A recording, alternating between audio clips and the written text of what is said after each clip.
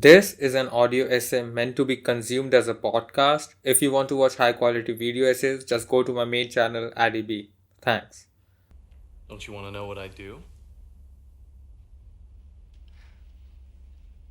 No. No, not really. What do you do? What do you mean? What do you do for a living? Why? So you can pretend like you're interested. Nobody cares about your job. Oh, cool. You already know that because you're working a job right now and just realized it. Okay, that's great. If you have realized that already, then maybe this essay is not for you. This is an essay for people who think choosing or pursuing a respectable career will make them stand out from others and make others respect them. So, this essay is for those people who are trying their best to land a job that they won't even like, but it sounds good to tell others about your company you work for whenever there's a social gathering. Many people choose a career which sounds respectable in the eyes of others, but not in their own eyes. Or, as a matter of fact, doubt their own career choice because it doesn't get a respectable reaction from others when they talk about it. But the reality of job culture down the line is that it's just a matter of small talk when you tell people about what job you do.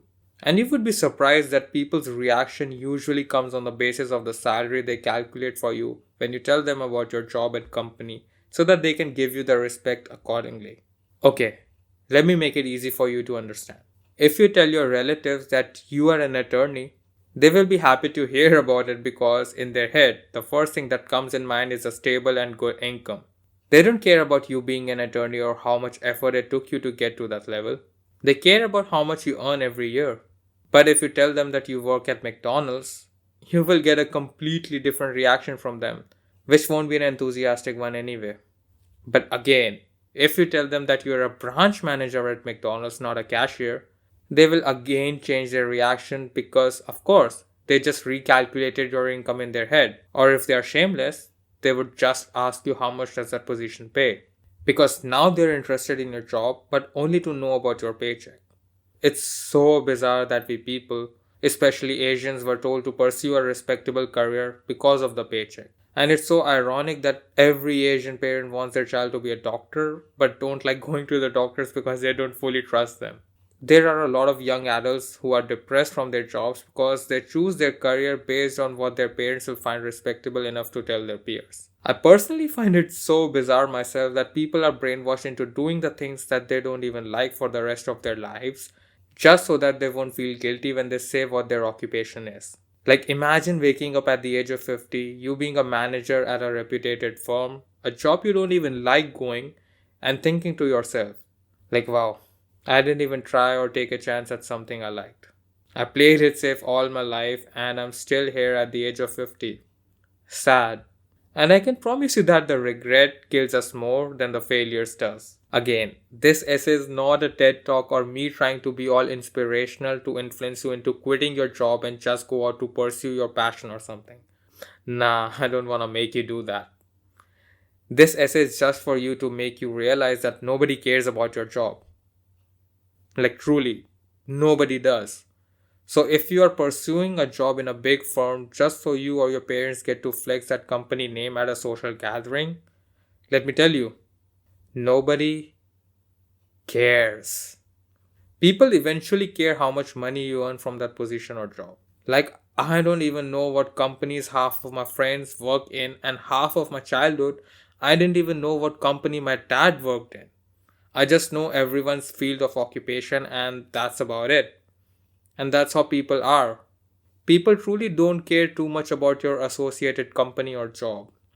But of course, if you're rich, they would just be curious for a minute or so, and that's literally about it.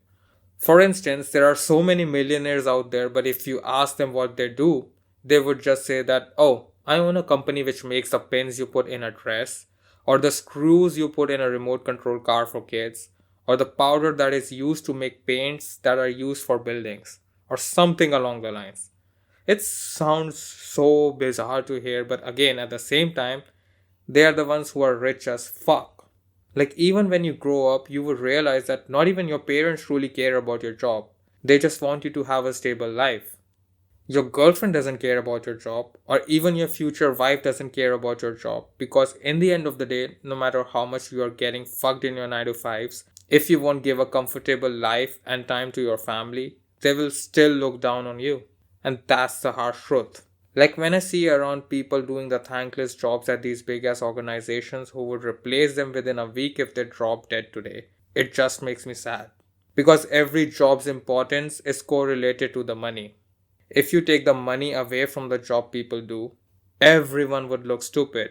Like actors getting into superhero suits and fighting each other in front of a camera and green screens sounds so stupid if they were doing it for free.